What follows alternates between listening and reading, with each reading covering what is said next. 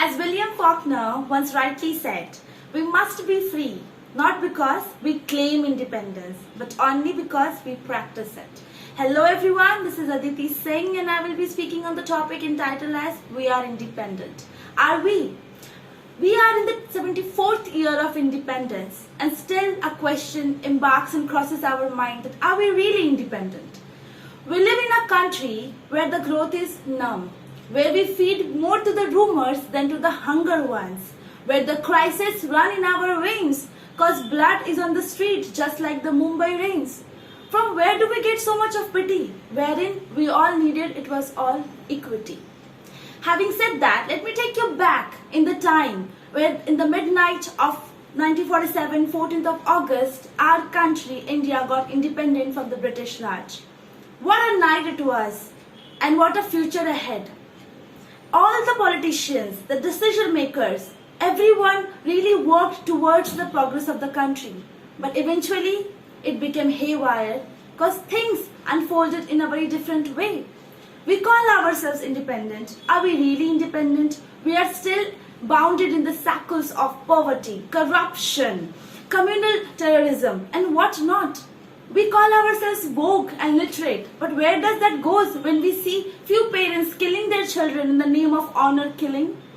We say that we are independent, we are secular, but we speak bitter towards other traditions, towards others' culture. Independence does not mean that you only live freely. It means that you live and you let other people live with the same amount of freedom that you have in your life. We even don't know the parties that we are voting for.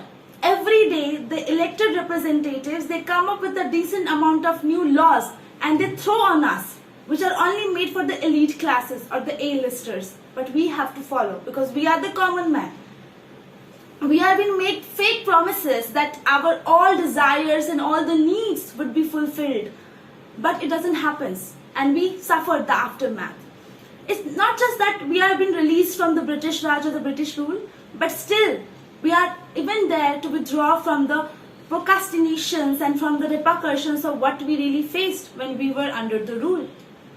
We really call ourselves that we are independent, wherein we cannot stand a person growing, where we cannot stand a person who does not follow the stigma or the taboo that is in our culture.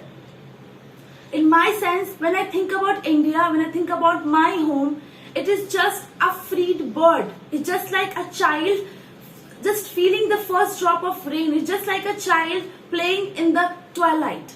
It's just like that because freedom is something that has to be felt, not to be always barked upon.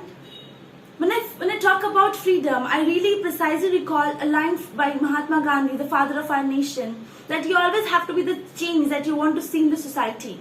But nowadays, when I see our society, the things have changed. मेरे देश की धरती has grown up into the jungle of concretes where self-less souls, they just think about themselves. Nothing dies inside them when a single farmer commits suicide because that's not their problem. They are already living in skyscrapers, all high in their life, all busy making money and economy. And that too by MNCs, which are foreign companies, and we call it economy.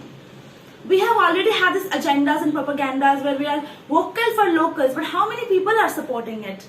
There are so many agendas and protocols wherein people from lower classes would be helped. But are they really helped? We can really say that we will be only independent in the true sense where we get over this caste creed system, where we get over religion. And towards the end, I'll conclude by saying that we can really be independent in the true sense where we love everyone freely, where we end the negative thoughts. Thank you.